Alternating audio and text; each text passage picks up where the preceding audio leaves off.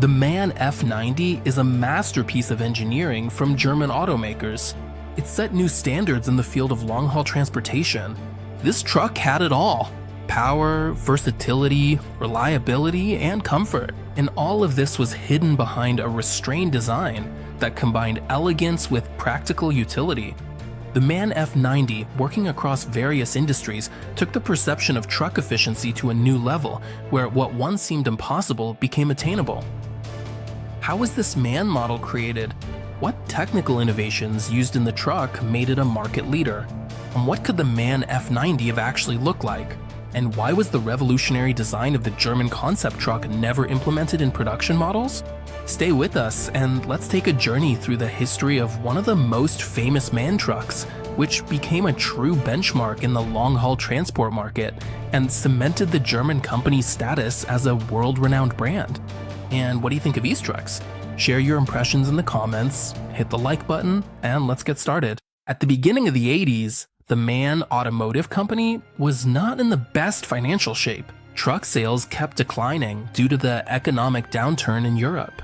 To adapt to the new market realities, the company began a reorganization in an effort to optimize production and cut costs. They managed to partially offset their losses by selling Daimler-Benz its share in the engine manufacturer MTU.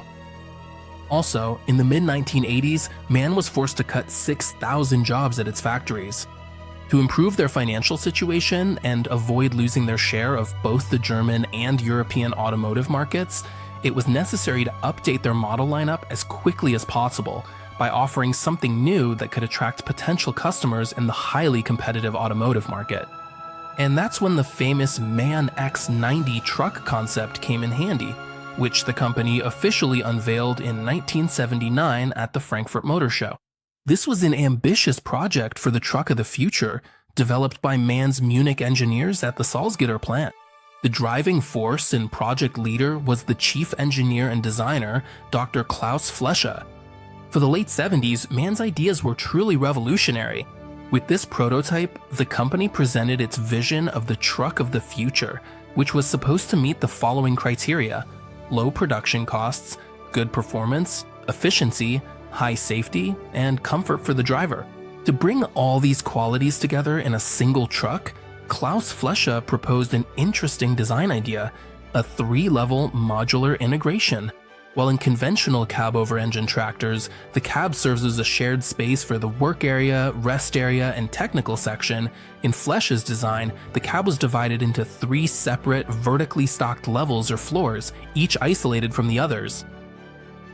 The basement housed the technical section, including the chassis, transmission, and engine, and above that was essentially a 2-story house on wheels. On the first floor was the driver's workspace, a spacious cab with an almost completely flat floor and a huge panoramic windshield. Above it, on the second floor, or in the attic, was the relaxation area, a sleeping module that could be accessed through a separate hatch. This design solution, building upward instead of making the cab deeper, killed not just 2 but 3 birds with one stone.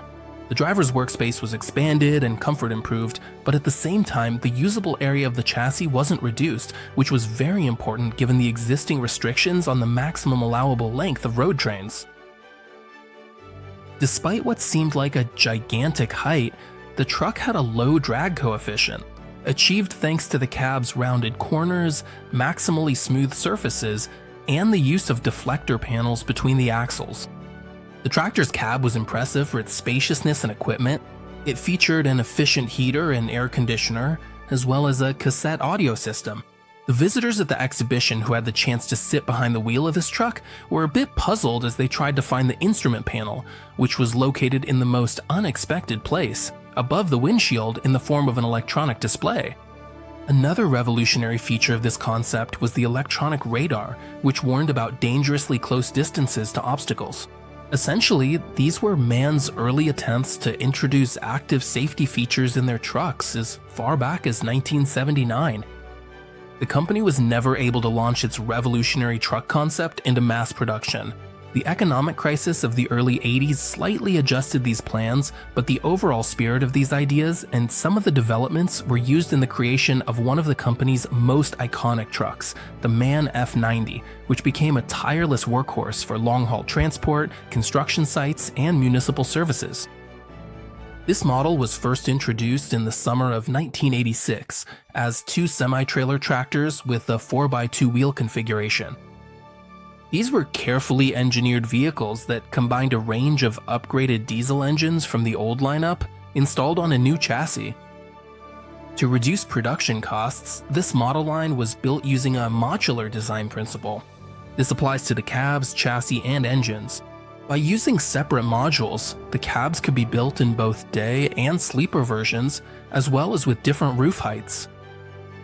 The first F90s in the form of tractor units were equipped with upgraded 12-liter 6-cylinder D2866 turbo diesel engines with a power output of 332 and 362 horsepower, which were produced in both vertical and horizontal configurations. The F90 cab stood out for its excellent level of comfort. It featured air-suspended seats with headrests and armrests, soft fabric upholstery throughout the cabin, and plenty of compartments and shelves for personal items, including above the windshield. It's also worth mentioning the high-quality plastic of the dashboard with its rounded corners. The ergonomics of all the controls are well thought out and convenient. Neat buttons with pleasant backlighting are always within easy reach. And of course, there's the sleeper compartment, which was designed for two people and offered plenty of space to rest. Additional comfort for drivers while driving was provided by the large windshield and the spherical side mirrors. The vehicle also came equipped with electric window lifters. Certain truck modifications were equipped with silent cab versions, which were mounted on a 4-point air suspension and featured improved sound insulation.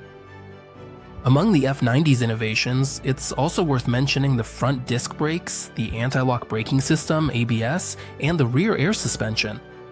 So it's no surprise that as early as 1987, the MAN F90 won the Best European Truck of the Year award, beating out competitors like Mercedes-Benz, the Powerliner, and the mid-range Steyr model. The jury, made up of representatives from 13 countries, was impressed by its engineering ingenuity, the new spacious cab, and the versatility of the chassis design. The arrival of the first trucks on the market caused a real sensation. Lines formed of people eager to buy this vehicle, even though at that time only two models were available, both two-axle highway tractors, the 1933-2 and the 1936-2. Other sectors of the economy that used trucks considered this situation discriminatory and demanded that the company expand its lineup with special versions. As they say, the customer is always right. And over the next 3 years, MAN exploded onto the scene with a whole lineup of F90 trucks, with a total weight ranging from 18 to 48 tons, which included 392 variations. The first 2 digits in the names of these models indicated the vehicle's total weight, while the 3 digits after the decimal point represented the engine power and horsepower.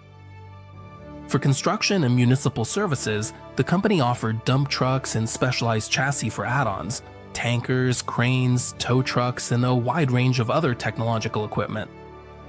These vehicles were usually equipped with narrow day cabs featuring a sturdy steel bumper and were available in chassis configurations of 6x2, 6x4, and 8x4. At the end of the 80s, the most powerful engine in Europe at the time became available for these trucks, an 18-liter MAN turbo diesel with 460 horsepower and 10 vertical cylinders. In the early 90s, the power of this engine was increased to 500 horsepower. Also, the F90 engine lineup was expanded to include 5-cylinder turbo diesels with power ranging from 260 to 340 horsepower. Despite the variety of modifications, the most popular and in-demand F90 models on the market remained the semi-trailer tractors, which became the true masters of long-haul transportation.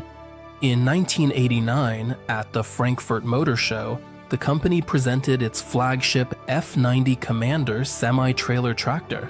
This was a premium modification in which the cab height was increased by 50 centimeters, bringing the distance from the floor to the roof to 2 meters and 17 centimeters. The distance between the lower and upper bunks also increased. The volume of the compartments above the windshield grew as well. The standard equipment for these tractors included seatbelts and an electrically operated sunroof. Demand for these reliable, comfortable, and versatile trucks remained consistently high.